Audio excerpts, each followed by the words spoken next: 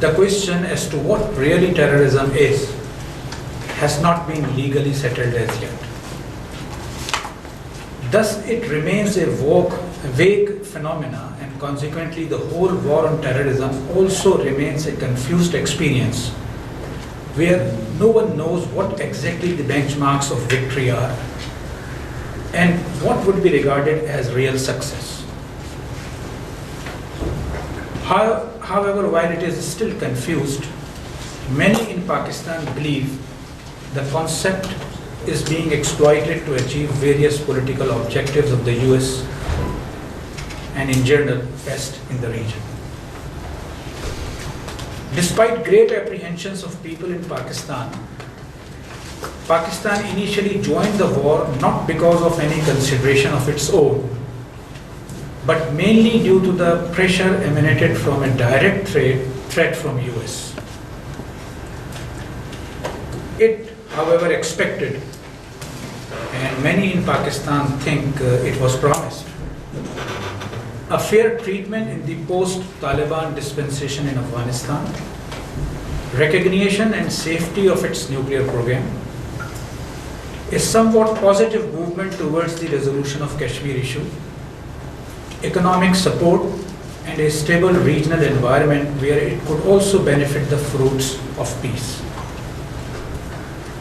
Pakistan was specifically asked to break its relations with the Taliban government, intelligence sharing, allowing use of its airspace and military and air bases to US forces, providing logistic support for attacks on Afghanistan and any other cooperation needed to eliminate Al-Qaeda. Pakistan did its best to honor its commitments, but none of its expectations have materialized. On the other hand, it found the approach of US in Afghanistan under US leadership is causing great damages to its interest in Afghanistan, particularly keeping in view the fact that it has to live with Afghans and Afghanistan. Pakistan's cooperation in the war on terrorism has only brought for it instability, insecurity, and a host of economic, social, and political problems, along with thousands of civilians and military casualties. The gap between the government and the people on the issue of support to war on terrorism is so wide that the government has in most cases avoided making public what arrangements it has made with the US for cooperation in this war. In such a situation, can Pakistan continue cooperating in the counter-terrorism campaign without looking into the further consequences it might face?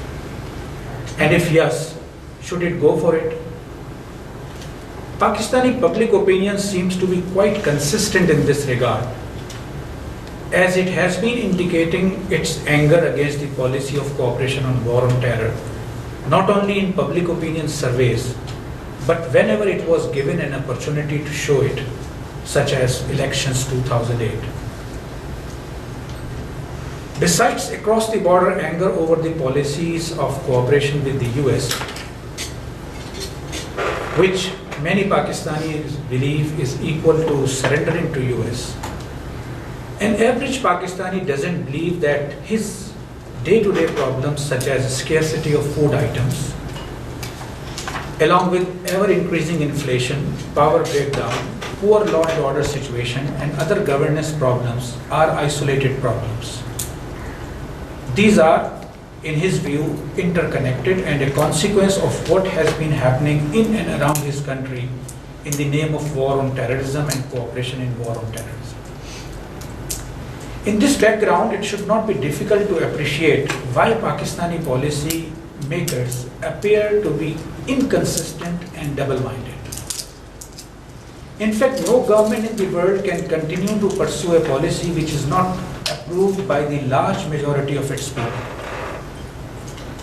The situation may not change overnight, but the overwhelming public pressure is influencing and will certainly influence the situation further in the coming days.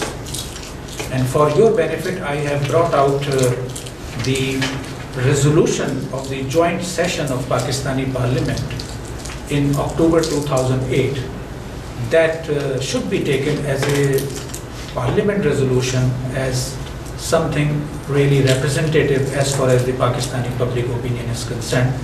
I hope you have already seen it, but perhaps as a document you should keep it always whenever you are trying to analyze the situation in Pakistan and the perspective of Pakistan. Thank you very much. Yeah, thank you very much, Khalid Saab.